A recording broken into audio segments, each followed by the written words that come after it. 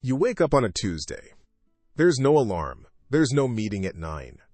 For a moment, lying there in the quiet, you feel something close to relief. Then a second feeling arrives right behind it, and it's harder to name. What exactly are you supposed to do with this day? Psychologists have a term for what's happening in that pause. They call it role exit. It's the gap that opens up when a job you've held for decades simply isn't there anymore. Not the tasks, not the paycheck, the role itself. The person you were at 8:15 every morning. And research consistently shows that this gap hits hardest not in the planning, not in the goodbye party, but somewhere around month 3 or 4, once the novelty has worn off and the silence has settled in.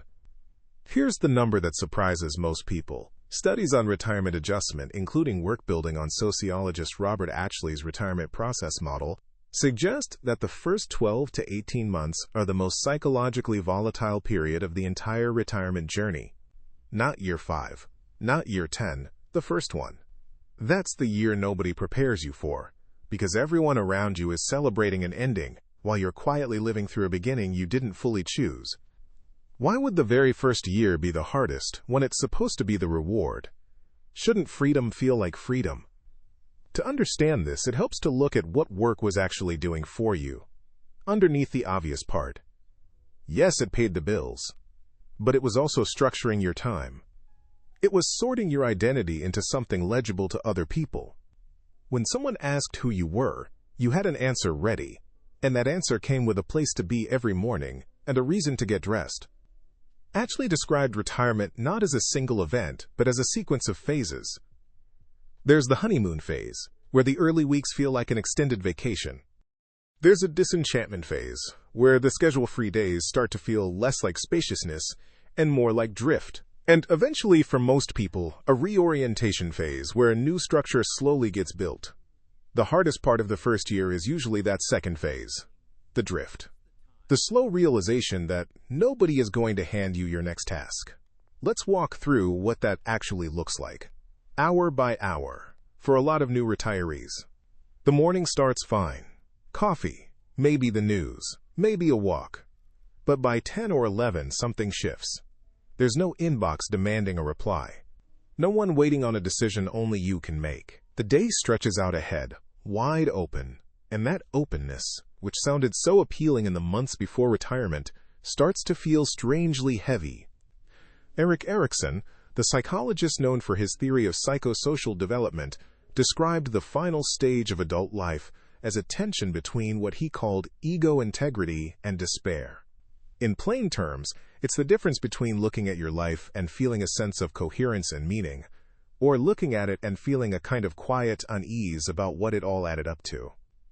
Retirement doesn't cause that tension, it just removes the noise that was covering it up. By the afternoon, the day might include errands, maybe a phone call with a friend who's still working and can only talk for 10 minutes. By evening, there's a familiar question that creeps in for many retirees. Did I actually do anything today? Not did you relax, did you matter? Those are different questions, and the first year of retirement is often the first time in decades you're forced to sit with the difference. Here's the part that tends to surprise people most. The retirees who struggle hardest in that first year are frequently the ones who are most successful and most identified with their careers. The CEO, the surgeon, the teacher who gave everything to her students for 30 years. You might expect the opposite. You might think the people who loved their work the most would be the ones who miss it least, having gotten so much out of it already. But the research on retirement adjustment points the other way. The more a person's sense of self was fused with their professional title, the steeper the identity drop when that title disappears.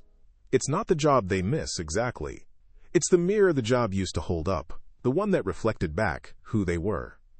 This is where the Harvard study of adult development becomes useful. It's one of the longest-running studies on human life ever conducted, tracking participants for over 80 years, and one of its central findings is almost deceptively simple.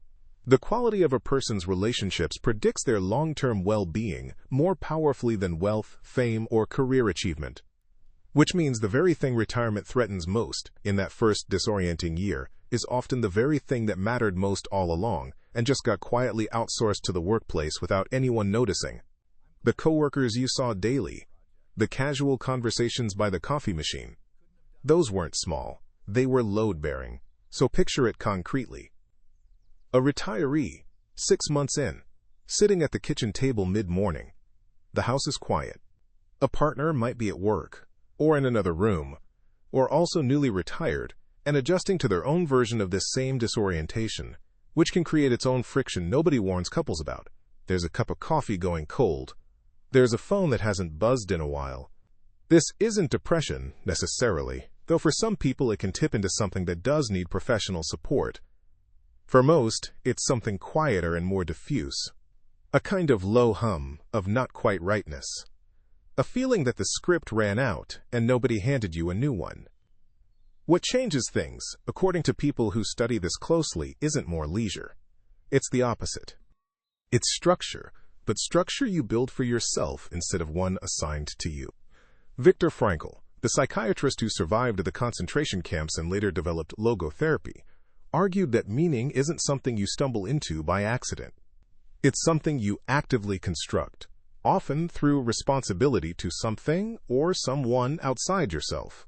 Frankl's core insight was that people don't actually need an absence of struggle to feel whole. They need a reason that struggle, or effort, is worth showing up for.